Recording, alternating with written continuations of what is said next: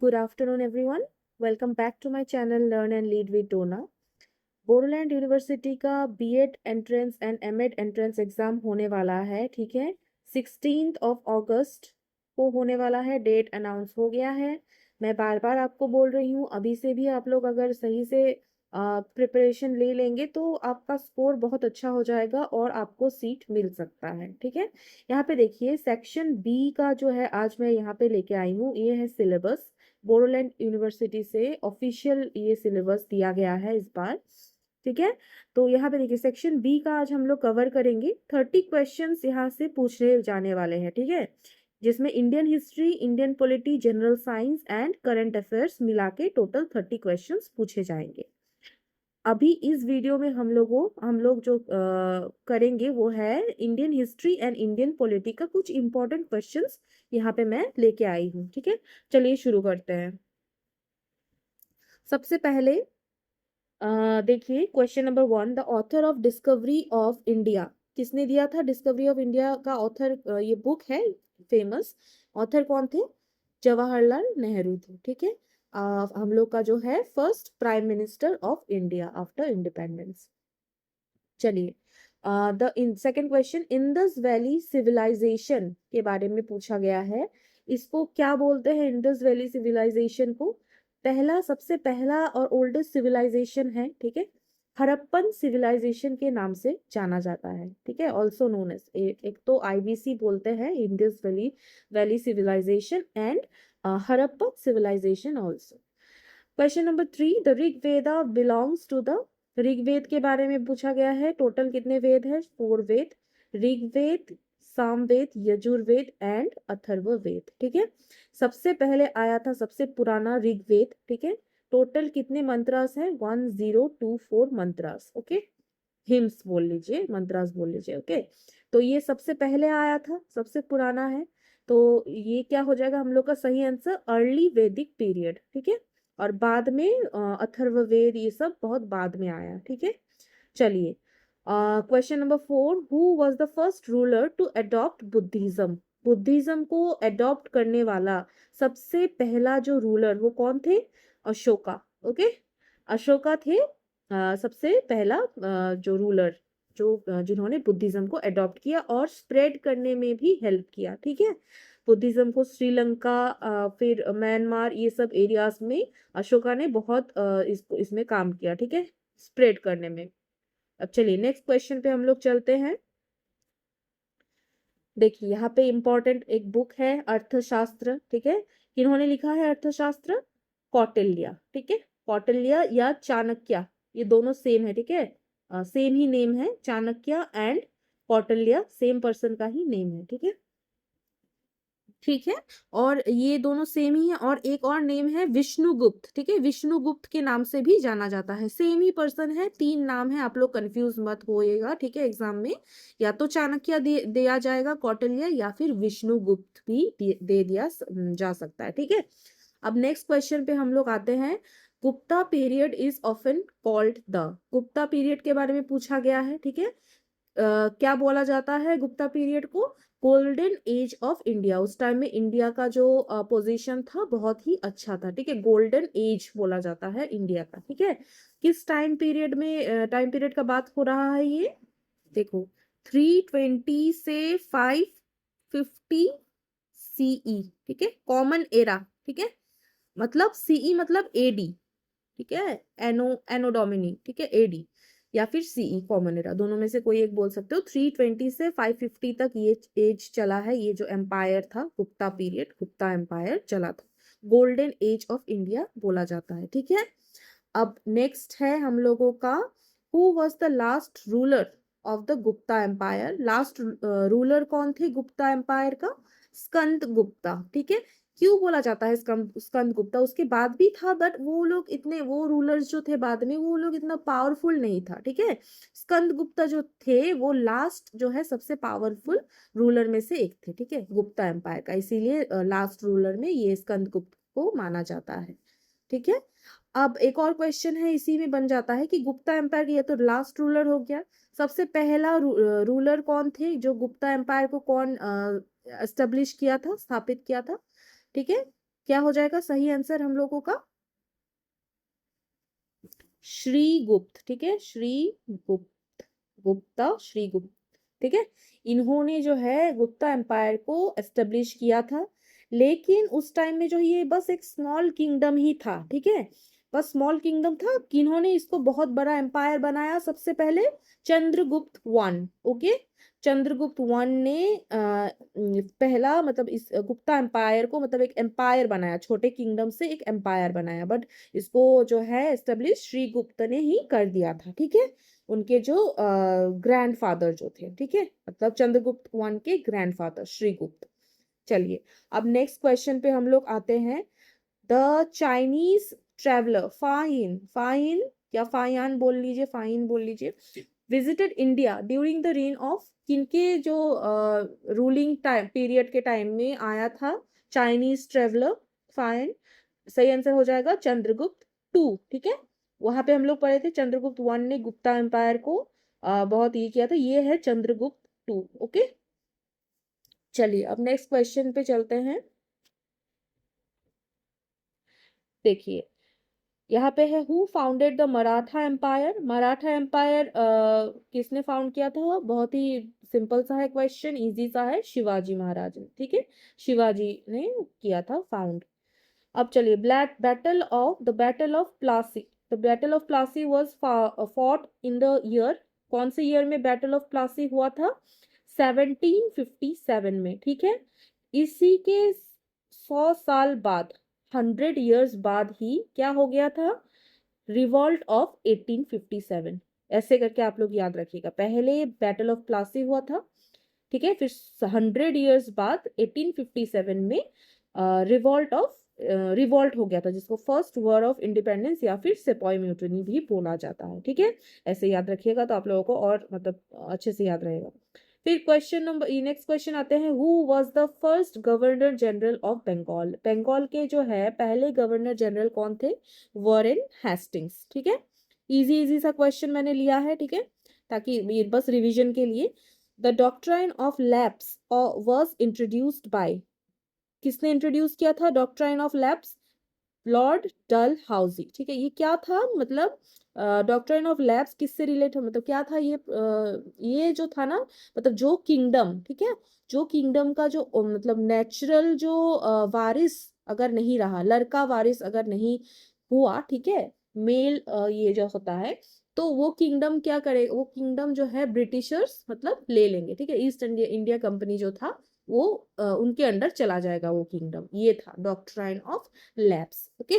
डल housing ने ये लाया था ये कंसेप्ट। अब चलिए, यहाँ पे द रिवॉल्ट ऑफ 1857 में आते हैं। इसको देखिए, यहाँ पे दो नाम से ही जाना जाता है, sepoy mutiny and first war of independence. देखिए, बस पॉइंट ऑफ व्यू का बात है, हम लोग मतलब इंडियंस जो है हम लोग इसको क्या देखते हैं, फर्स्ट वॉर ऑफ इंडिपेंडेंस ही था, ठीक है, बट ब्रिटिशर्स की नजरों से ये सेपॉय म्यूटिनी है, ठीक है। दोनों ही बोला जाता है, लेकिन ज्यादातर फर्स्ट वॉर ऑफ इंडिपेंडेंस, ठीक है। वैसे क्वेश्चन में देगा तो दोनों ही आंसर सही है। Who was the leader of the revolt of 1857 इन झांसी? ठीक है, झांसी में कौन था? सबको पता है, रानी लक्ष्मीबाई झांसी से, ठीक है, ये थे लीडर, मतलब थी, ठीक है। चलिए, अब नेक्स्ट क्वेश्चन पे चलते हैं। The Khilji dynasty was founded by, कौन होगा ये? जलालुद्दीन खिलजी, ठीक है। ये जो खिलजी डायनेस्टी ये सब हो गया, ये दिल्ली सल्तनत का वो है, ठीक है ना, दिल्ली सल्तनत जो था, ठीक है, दिल्ली में जो रूलर्स जो थे आए थे मुगल एम्पायर से पहले, ठीक है।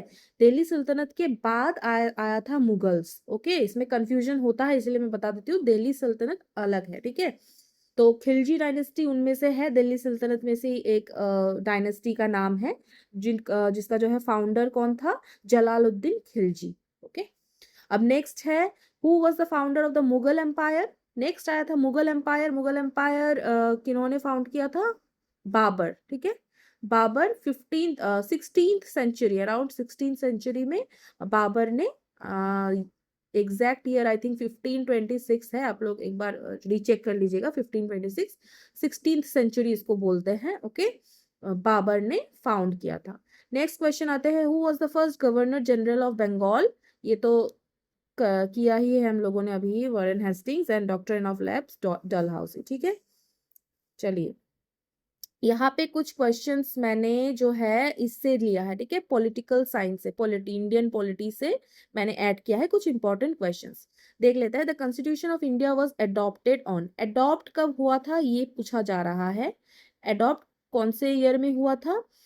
26 नवंबर 1949 में अडॉप्ट हुआ था, ठीक है, याद रखिएगा। और इफेक्ट केम इनटू इफेक्ट कब हुआ था? 26 जनवरी 1950, ठीक है, ये 26 होगा, 26 जनवरी 1950 is the correct answer, option number D. याद रखिएगा, अडॉप्ट पूछेगा तो नवंबर हो जाएगा, डेट सेम ही है 26 अडॉप्ट हो गया था नवंबर 1949 में, एंड केम इनटू इफेक्ट क्या होगा? 26 जनवरी 1950, जिसमें हम लोग रिपब्लिक डे हर साल मनाते हैं, ओके। अब नेक्स्ट क्वेश्चन हम चलते हैं हम लोग नेक्स्ट क्वेश्चन पे। The preamble of the Indian constitution was borrowed from, ठीक है, थोड़ा सा ये क्वेश्चन है ट्रिकी। प्रियम्बल पूछा गया है, क्या होता है प्रियम्बल? जैसे कॉन्स्टिट्यूशन शुरू होता है, जो प्रीफेस जो होता है कॉन्स्टिट्यूशन का, जिसमें लिखा होता है we the people of India, ठीक है, उसमें जो होता है ना डेमोक्रेटिक, वो सब जो लिखा हुआ था, ठीक है, तो सही आंसर हो जाएगा हम लोगों का यूएसए, ठीक है। यूएसए से जो जो फाउंडेशनल जो आइडिया जो है स्टार्टिंग में जैसे हुआ था we the people of India opening words, वो यूएसए से ही लिया गया है, ठीक है। प्रियम्बल में क्या लिखा है? इंडियन जो कॉन्स्टिट्यूशन का जो प्रियम्बल है इसमें क्या लिखा है? इंडिया को ये डिक्लेयर करता है, ठीक है, sovereign socialist secular democratic Republic, ठीक है, जिसमें सिक्योर करते हैं justice liberty equality and fraternity for all it's citizens, ठीक है, ये सब कुछ लिखा हुआ है, ये इसमें से भी क्वेश्चंस आ सकते हैं। क्वेश्चन नंबर 4 पे चलते हैं। Which of the following is not a fundamental right? Total कितने फंडामेंटल राइट्स है हम लोग के कॉन्स्टिट्यूशन में? 6 फंडामेंटल राइट्स है, okay. Part 3 of the Indian constitution, article 12 to 35, ठीक है, फंडामेंटल राइट। तो बोला गया है कि इनमें से कौन सा जो है फंडामेंटल राइट नहीं है? राइट टू प्रॉपर्टी जो है ये फंडामेंटल राइट नहीं है, ये एक लीगल राइट बना दिया गया, ठीक है, फंडामेंटल राइट नहीं है। फंडामेंटल राइट क्या होता है? जो आप लोगों का, जो हम सभी का जो है बेसिक राइट है, जो गारंटी करता है, ठीक है ना, कॉन्स्टिट्यूशन, मतलब ये जो है ये हम लोगों से कोई नहीं छीन सकता, ये बेसिक राइट है, ठीक है। तो right to equality, freedom, right to education, ये सब हम लोगों का फंडामेंटल राइट है। चलिए नेक्स्ट क्वेश्चन पे हम लोग चलते हैं। पूछा गया है विच of the following is a fundamental duty? Fundamental duties के बारे में पूछा गया है, कौन से उसमें है आर्टिकल में? 51A, ठीक है, कैपिटल ए होगा ये, 51A, आर्टिकल 51A में पार्ट 4 में ही है, ठीक है। 51A में फंडामेंटल ड्यूटीज के बारे में है। टोटल कितने फंडामेंटल ड्यूटीज है? 11 फंडामेंटल ड्यूटीज, ठीक है। सबसे लास्ट वाला जो है 11 नंबर, वो न्यूएस्ट है, एजुकेशन से रिलेटेड है, जो कि बोलता क्या है? जो पेरेंट्स और जो गार्जियंस है उनके लिए है, ये उनका ड्यूटी है कि वो अपने बच्चों को जो है एजुकेशन प्रोवाइड करें, ठीक है, एजुकेशन के लिए एनकरेज करें, एजुकेशन प्रोवाइड करें, अपॉर्चुनिटीज वो लोग दें, ठीक है, गार्जियंस के लिए है।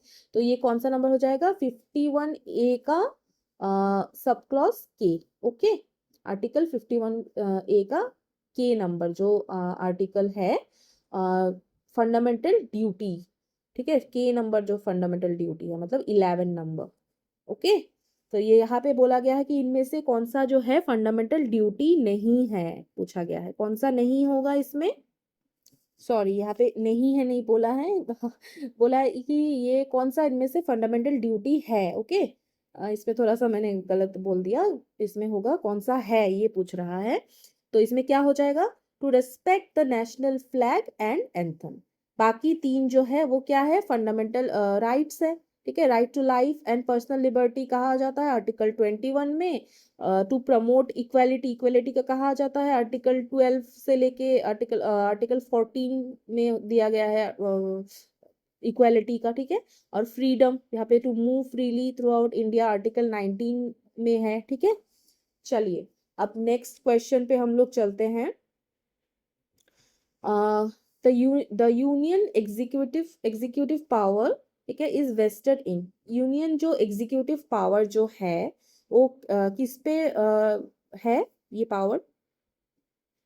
द प्रेसिडेंट ऑफ इंडिया, ठीक है, प्रेसिडेंट के पास जो है यूनियन एग्जीक्यूटिव पावर रहता है, ठीक है। और अगर बोलेगा कि state executive power is vested in, उसका सही आंसर क्या हो जाएगा? गवर्नर, ठीक है, गवर्नर के पास वो स्टेट एग्जीक्यूटिव पावर रहता है, ठीक है। और अगर यूनियन एग्जीक्यूटिव बोलेगा तो वो द प्रेसिडेंट ऑफ इंडिया। अभी प्रेजेंट प्रेसिडेंट, तो प्रेसिडेंट का नाम तो सबको पता ही होगा, द्रौपदी मुर्मू, ठीक है। चलिए अब नेक्स्ट क्वेश्चन पे चलते हैं। The president of India is elected by, बोला गया है कि प्रेसिडेंट ऑफ इंडिया का कैसे इलेक्ट कैसे होता है, कैसे सिलेक्ट होता है प्रेसिडेंट ऑफ इंडिया? देखिए ये थोड़ा सा ध्यान से आप लोग सुनिएगा। प्रेसिडेंट ऑफ इंडिया जो है वो इनडायरेक्टली इलेक्ट होता है, इलेक्टोरल कॉलेज नाम से एक चीज होता है, ठीक है। वो मतलब इलेक्टोरल, जो यहाँ पे मैं लिख दे रही हूँ, इलेक्टोरल कॉलेज, ठीक है। इस इलेक्टोरल कॉलेज में कौन कौन होता है? इलेक्टेड जो मेंबर्स है, ठीक है, पार्लियामेंट में जो लोकसभा और राज्यसभा में जो इलेक्टेड मेंबर्स जो है वो लोग रहेंगे, ठीक है। स्टेट लेजिस्लेटिव असेंबलीज में जो इलेक्टेड मेंबर्स गए हैं वो लोग रहेंगे, ठीक है। और यूटीज में मतलब यूनियन टेरिटरीज में दिल्ली पुडुचेरी का जो है वो 2 यूटी का ही खाली ऐड होगा, ठीक है, बाकी नहीं। खाली 2 यूटी का ही ऐड होगा, क्या क्या है वो? दिल्ली एंड पुडुचेरी, ठीक है। और बाकी मैंने आप लोगों को बता दिया है, दोनों हाउसेस, जैसे लोकसभा राज्यसभा पार्लियामेंट का, दोनों हाउसेस का मेंबर्स होता है, वो लोग पार्टिसिपेट करेंगे, इसमें रहेंगे इलेक्टोरल कॉलेज में। फिर स्टेट लेजिस्लेटिव असेंबलीज में जो भी मेंबर्स जो है वो सब रहेंगे। एंड यूटीज में खाली कौन? 2 खाली यूटीज है, दिल्ली एंड पुडुचेरी, ओके, याद रखिएगा। बाय एंड इलेक्टोरल कॉलेज, ये यहाँ पे जो लिखा है, ठीक है, याद रखिएगा। इस इलेक्टोरल कॉलेज में कौन कौन रहता है वो भी थोड़ा सा ध्यान दे के जाइएगा, अगर पूछ लिया जाएगा इन डेप्थ थोड़ा सा तो आप लोग आंसर कर पाओगे, ठीक है। खाली ये याद रखिएगा, इलेक्टोरल कॉलेज। अब नेक्स्ट क्वेश्चन चलते हैं हम लोग। The term of Lok Sabha is, Lok Sabha का टर्म कितना साल तक रहता है? 5 इयर्स, सबको पता होगा लोकसभा का कितना टर्म कितना साल के लिए रहता है? 5 इयर्स। 5 इयर्स बाद फिर से इलेक्शन होता है, फिर 5 इयर्स के लिए बढ़ जाता है, ठीक है। अब नेक्स्ट क्वेश्चन पे हम लोग चलते हैं। यहाँ पे देखिए, विच of the following is a concurrent list subject, ठीक है।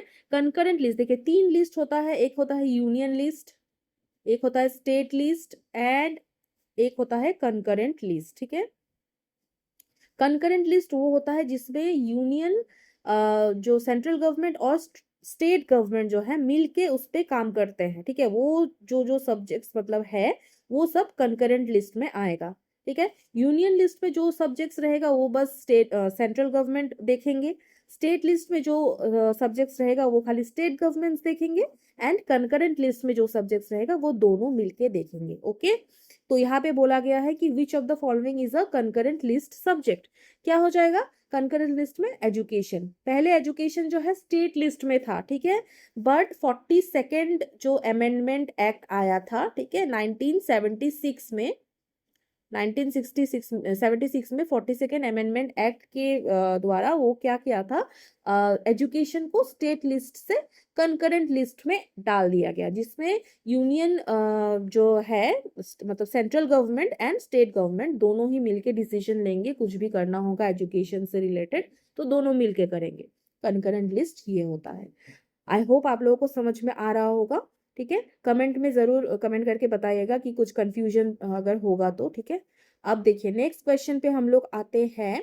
The emergency provisions are given under, emergencies जो लगता है, ठीक है, तो उसमें कौन सा आर्टिकल हो जाएगा इमरजेंसी प्रोविजंस में? देखो ये जो इमरजेंसी प्रोविजंस है वो जो है पार्ट 18 में, ठीक है, कॉन्स्टिट्यूशन के जो 18 नंबर जो पार्ट है, ठीक है, ऐसे भी लिखा जा सकता है या फिर ज्यादातर ऐसे लिखते हैं, ठीक है, 18 पार्ट 18 में इंक्लूडेड है। कौन से आर्टिकल्स आएंगे? आर्टिकल 352 से लेके 360 तक, ठीक है, ये तीनों ही, इसका मतलब ये तीनों, तीनों ही आएंगे, 352, 356 और 360। मतलब 352 से लेके सीधा 360 नंबर आर्टिकल तक जो है ये इमरजेंसी प्रोविजंस के बारे में लिखा है कॉन्स्टिट्यूशन ऑफ इंडिया में। ओके, अब नेक्स्ट क्वेश्चन हम लोग चलते हैं। उससे पहले एक और चीज देख लेते हैं कि मतलब टोटल जो है 3 टाइप का मेन इंपॉर्टेंट होता है, ठीक है। पहला आता है नेशनल इमरजेंसी, ठीक है, जब वॉर सिचुएशन होता है, ठीक है, एक्सटर्नल एग्रेशन हो गया, ठीक है, वॉर लग जाता है, वॉर हो जाता है, तब उस टाइम में जो है आर्टिकल 352 लग जाता है, ठीक है, नेशनल इमरजेंसी हो जाता है उसमें, ठीक है। फिर जो है प्रेसिडेंट्स रूल स्टेट इमरजेंसी, ठीक है, आर्टिकल 356 में। ओके, 356 लग जाता है, तब प्रेसिडेंट जो है रूल करता है जब कोई जो स्टेट गवर्नमेंट जो है जो ब्रेक हो जाता है, फेल हो जाता है, ठीक है, स्टेट गवर्नमेंट के बारे में हो रहा है ये, तब उसमें क्या हो जाता है, प्रेसिडेंट का रूल लग जाता है उसमें। तो ये कौन से आर्टिकल में है, 356। फिर एक आता है फाइनेंशियल इमरजेंसी, टोटल 3 है, याद रखिएगा main important, national emergency 352, presidents rule और स्टेट इमरजेंसी 356, या फाइनेंशियल इमरजेंसी आर्टिकल 360, ठीक है, 360 में अगर बोलेगा तो वो फाइनेंशियल इमरजेंसी का आ जाएगा। ये 3 तो आप लोग जान के ही रखो, इमरजेंसी प्रोविजंस पूछे जाते ही हैं, ज्यादातर हर एग्जाम में पूछे जाते हैं, और आप लोगों को स्पेशली यहाँ पे लिख दिया है इंडियन पॉलिटी, तो ये तो इम्पोर्टेंट हो गया। ओके, अब नेक्स्ट चलते हैं, the governor of a state is appointed by, जो गवर्नर जो होते हैं स्टेट के, उनको कौन अपॉइंट करता है, प्रेसिडेंट, ठीक है, प्रेसिडेंट ऑफ इंडिया जो है हर गवर्नर का जो गवर्नर ऑफ अ स्टेट जो है उसको मतलब अपॉइंट करते हैं उनको। ओके, प्रेसिडेंट ऑफ इंडिया याद रखिएगा। नेक्स्ट क्वेश्चन पे हम लोग चलते हैं। यहाँ पे देखिए क्या लिखा है question, the power to amend the constitution is vested in, बोला गया है कि जो कॉन्स्टिट्यूशन में हम लोग का जो इंडियन कॉन्स्टिट्यूशन है उसमें अगर हम लोग कुछ चेंजेस लाना चाहते हैं तो ये चेंजेस लाने का जो है पावर किसके पास होता है, पार्लियामेंट के पास होता है। पार्लियामेंट में जो है 2 हाउसेस है, 2 हाउसेस है, आप सभी को पता होगा, लोकसभा एंड राज्यसभा, ठीक है। तो लोकसभा एंड राज्यसभा में जो मेंबर्स होते हैं, ठीक है, वो लोग जो है ये डिसाइड करते हैं, वोटिंग होता है, फिर जाके जो है कॉन्स्टिट्यूशन में कुछ चेंजेस आता है, अमेंडमेंट्स जो आता है, ठीक है, संशोधन जो होता है वो पार्लियामेंट ही करता है, पार्लियामेंट में बोथ हाउसेस। ओके, चलिए पहले मतलब लोकसभा में जाता है, ठीक है, जैसे बिल पास होता है, पास होके फिर वो एक्ट बनता है, लोकसभा में वो बिल उठता है, वहां से वोटिंग होके राज्यसभा में जाता है, ठीक है, राज्यसभा में भी वोटिंग होता है, फिर क्या होता है, डायरेक्टली प्रेसिडेंट के पास चला जाता है, प्रेसिडेंट उसमें साइन कर देता है, तो वो एक्ट बन जाता है। ओके, ऐसे करके जो लॉ बनता है हर एक। चलिए अब नेक्स्ट क्वेश्चन पे चलते हैं, which amendment added education to the concurrent list, मैंने अभी आपको बताया था 42nd अमेंडमेंट के द्वारा जो है एजुकेशन को जो है कंकरेंट लिस्ट में डाला गया, पहले स्टेट लिस्ट में था, अभी कंकरेंट लिस्ट में है। एंड 42nd अमेंडमेंट जो है इसको मिनी कॉन्स्टिट्यूशन के नाम से भी जाना जाता है। क्यों, क्योंकि जो है इसमें बहुत सारा कुछ जो है चेंजेस लाया गया था, बहुत ज्यादा, तो इसीलिए मिनी कॉन्स्टिट्यूशन के नाम से भी जाना जाता है। अब जो है नेक्स्ट क्वेश्चन है, द सिस्टम ऑफ पंचायती राज, ठीक है, is a part of, system of Panchayati Raj is a part of, कौन क्या है इसमें से, क्या होगा पंचायती राज का, सही आंसर हम लोग का हो जाएगा DPSP, directive principles of state policy, ठीक है, कौन से पार्ट में है, part 4। Okay, part 4 of the Indian constitution, part 3 में है फंडामेंटल राइट्स, फंडामेंटल डीपीएसपी है पार्ट 4 में, ठीक है, और पार्ट 4 में ही फंडामेंटल ड्यूटीज भी आता है आर्टिकल 51A में, ठीक है, इसमें। तो यहाँ पे क्या हो जाएगा, पंचायती राज का डीपीएसपी हो जाएगा, ठीक है। ये कौन से आर्टिकल के अंडर मेनली है, आर्टिकल 40 जो कि डीपीएसपी के अंडर आता है, ठीक है। ये डायरेक्ट करता है जो स्टेट को जो ऑर्गेनाइज करेगा विलेज पंचायत, ठीक है। चलिए अब नेक्स्ट में चलते हैं हम लोग, next question, the language commission is constituted under, language commission के बारे में पूछा गया है। देखिए बोरोलैंड यूनिवर्सिटी के बीएड एंट्रेंस हो गया या एमएड एंट्रेंस हो गया, उसमें बोरो लैंग्वेज को लेके कुछ क्वेश्चंस पूछे जाते हैं, पूछे जा भी सकते हैं इस बार भी। ओके, तो हम लोग थोड़ा सा इसमें भी देख लेते हैं।